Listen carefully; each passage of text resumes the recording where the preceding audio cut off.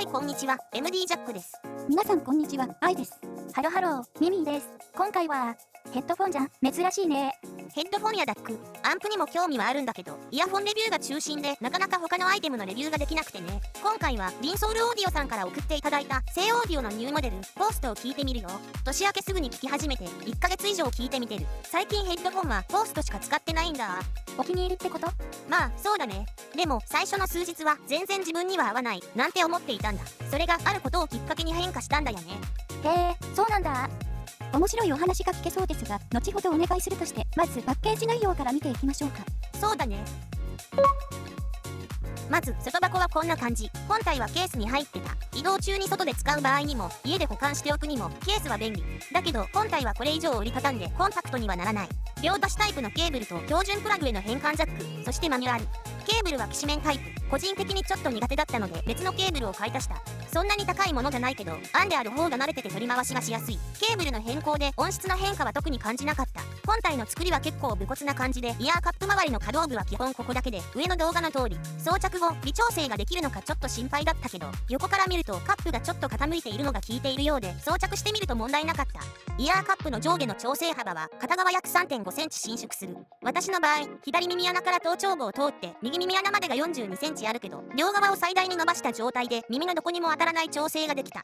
イヤーパッドはふかふかした素材で耳のどこにも当たらないし、ヘッドバンド部も柔らかめの素材が使われている。作り自体は特筆するような感動は特になく、機能優先という感じ。以前レビューしたシブガのヘッドフォンとは製品としてのゴールの方向性が違う。シブガはイヤーカップが木製ですし、音も結構作られてますから、確かに方向性は大きく違いますね。重さはケーブルを含まず実測約 270g です。比較のために測ったアーカー K71 Pro が約 303g なので、オーバーヘッドタイプだと標準的かなと思います。装着時、重さは特に感じませんでした。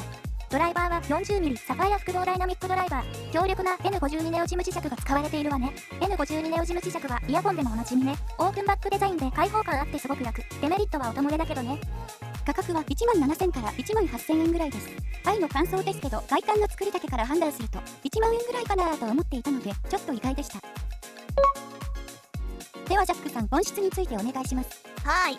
実は最初の視聴での印象はあまり良くなかったんだわ。というと、なんか物足りなくて、低域も高域も、なんだかなーという感じだった。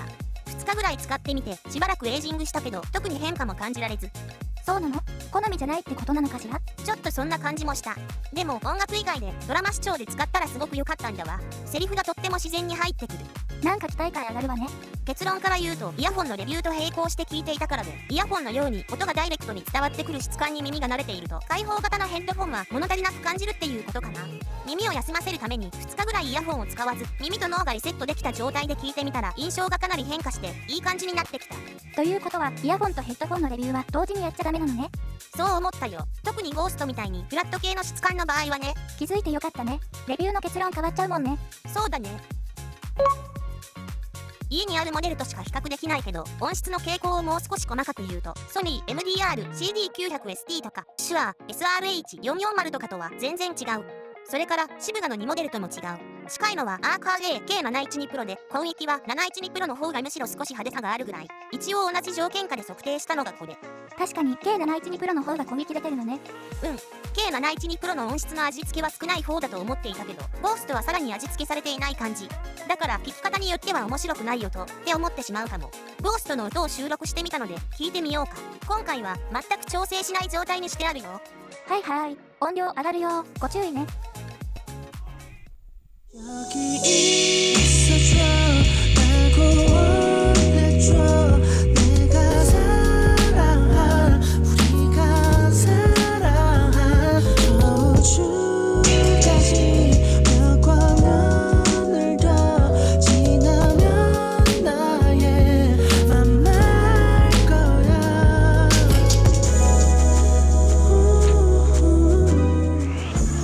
Why don't we give it a go? Yeah, let's dive in the pool.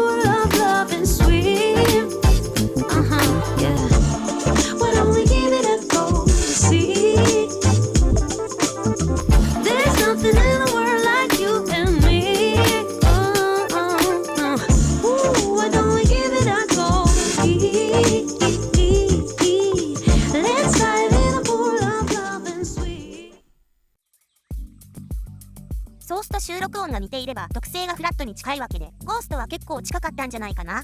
そんな感じね。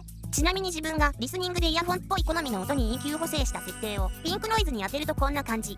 ああ、低域と中高域、高域を持ち上げて聞きたくなるのね。そして中域は落としてる。セオリー通りって感じね。そう。だからここから判断してもゴーストの特性がフラットに近いってことかなと思ったわ。そうなのね。ではそろそろまとめていただけますか？了解。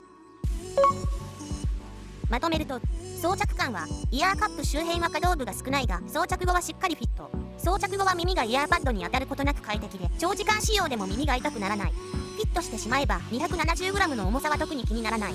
ヘッドバンド部も柔らかい素材で痛くならない。音質はフラットを意識したチューニングで癖がないが、普段どんな音で聞いているかで地味な音と感じてしまうかもしれないので、耳と脳がリセットされた状態で聞くことをお勧めする。オープンバック設計で適度な開放感が心地いいし、ドラマや映画のセリフがとても自然に入ってくる。非常にナチュラルな出音で中域もしっかり出ているので、ドンシャリサウンドに慣れていると少しもっさりした感じに聞こえるかもしれない。どうしても慣れなければ先ほどの EQ セッティングのように低域、高域を少し持ち上げ、意図的にドンシャリサウンドを作り出すことで解消はするが、ゴーストはリファレンスとして補正せずそのまま聞くことに意味がある気がする。といったところでしょうか。映画やドラマ視聴メインですが、最近ヘッドフォンはゴーストしか使ってないんですよ。普段から色々なモデルの音を聞いていると、こういったナチュラルな出音のモデルはありがたいなぁと思います。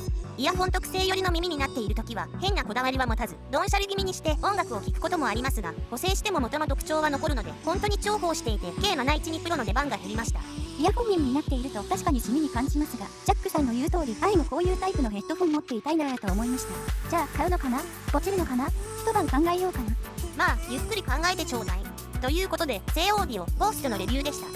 ではまた次の動画で。ご視聴ありがとうございました。MD ジャックチャンネルはイヤホンレビューを音と波形た言葉で表現します。チャンネル登録お願いします。